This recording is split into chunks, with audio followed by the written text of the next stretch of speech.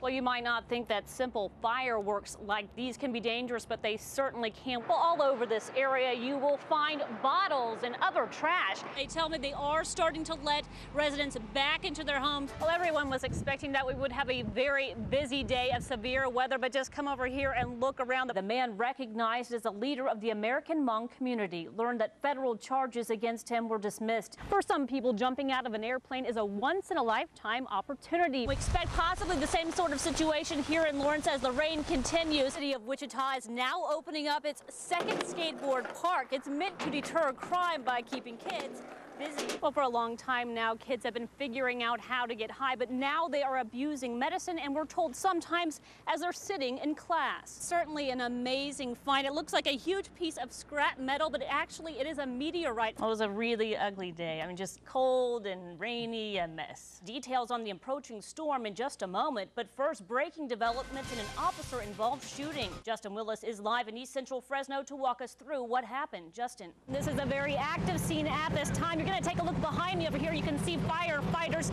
still battling the blaze inside of the store. This is a 97-cent store, which is right in between a 99-cent store and also a Bank of America. This all started about an hour ago, but they have still not got it under control.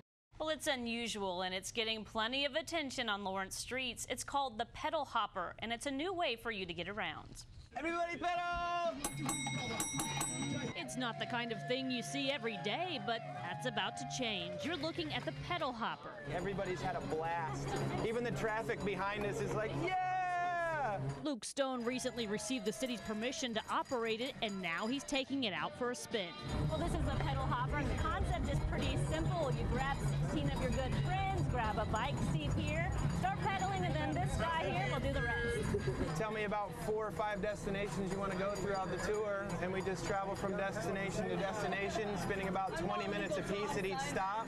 It looks a lot like a bar because it sort of is. Stone first found out about the contraption in Minnesota, where it's called a pedal pub. In Minneapolis, it's legal to drink alcohol while you pedal. That's not the case here in Lawrence. Eventually, I'm going to go to the state to ask permission to have people bring beer or wine on board, but I have to get that permitted by the state before I can do anything. You can bring just about anything else, though: food, non-alcoholic drinks, and music. It's not allowed to ride on Mass Street because of the likely traffic troubles it would cause, but it is okay to travel on numbered streets in Vermont and New Hampshire. So Stone says it's ideal for bar hopping. Cruising speed. Watch out, pedestrians! Just kidding. I think it's awesome. I think it's great. It's full exercise. You get to hang out with your friends. The pedal hopper will run your group $140 per hour. The longer you rent it, the hourly rate goes down. A few things to keep in mind: riders must be 18 or older. You need at least 4 people to get it moving, and you must sign a liability waiver before you get on. Pedal, pedal, pedal! Come on, slackers! And the pedal hopper isn't just for bar hopping. Stone says you can also rent it for historical sightseeing. If you'd like to reserve the pedal hopper, go to pedalhopper.com. You look like you were actually working pretty hard there. I know, I faked that. You faked that? You weren't working hard, did you? No. I don't know. I put my foot on the pedal and moved it a little bit while the camera was rolling. Perfect. Yeah, I just Whatever cruised. works. Well, a very emotional day for everyone involved with this trial. As the verdict was being read, there were plenty of tears in the gallery, some tears of joy, some tears of sorrow. Now it is likely Theresa Schuster will spend the rest of her life behind bars for the murder of her husband. We, the jury, in above entitled action, find a defendant, Theresa Schuster, guilty of violation of Section 187 of the Penal Code, first-degree murder of Timothy Schuster. As the verdict was read, Theresa Schuster sat quietly, no tears, but behind her, her mother buried her head and sobbed. The victim's mother also cried, but then was seen smiling. My thought about smiling, yes. I know my family's smiling right now, and as well as Tim. As early as yesterday, there were telling signs that this is how the trial of Theresa Schuster would end. Jurors had asked no questions of the court until the end of the day. They then wanted to know about the special circumstance. Was the murder committed for financial gain?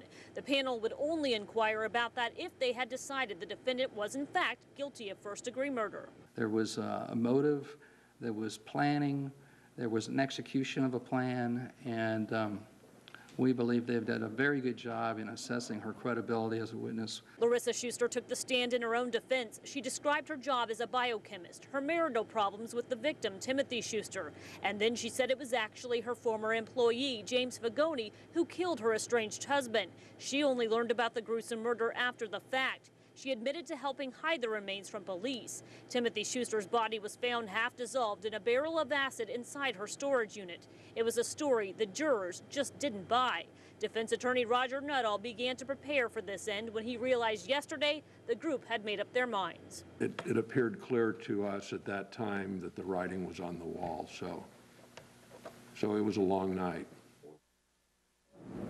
And we'll have much more on this story coming up tonight at 5 and 6. Live in Van Nuys, Theresa Freed, KC24, Central Valley's news station. Well, it's bumper to bumper out here tonight. As you can see, people are lined up all along this gate, ready to watch this home improvement project near completion. Extreme Makeover Home Edition fans got a special visit from the show's host tonight, stopping by Ty Pennington to thank the community for its support, shaking hands, but then quickly returning to the massive job at hand. And it's full speed ahead as volunteers are carted around and heavy machines are brought in. These heavy landscaping stones that have been laid in the front, like that. One of the project's coordinators says everything is right on schedule. Landscaping and finishing touches are pretty much all that are left, but those tasks are taking plenty of time. And so as the clock winds down, every moment is precious. We're down to the final stages of construction where all the little small details have to be done. We know we can't change their lives, but we can build them a house, and that's really what this family needs. With an amazing home quickly coming together, the Nooch's relatives watch in wonderment. This is my first trip out here, and it looks awesome. They are going to be so excited. This is great. They've done a fabulous job. A lot of hard work. And we're just learning how you can be a part of the reveal. It's expected to happen between noon and 3 on Sunday, but the road near the house will have to be shut down so the Nooches can get through. So show up at Rose Hill High between 8 and noon, and 10 buses will shuttle spectators to the site. And it's going to be fantastic. You're going to love seeing the show. Well, hundreds of volunteers are out here tonight putting on the finishing touches. We expect this episode to air sometime around November or December. From Butler County, Theresa Freed, Cake News.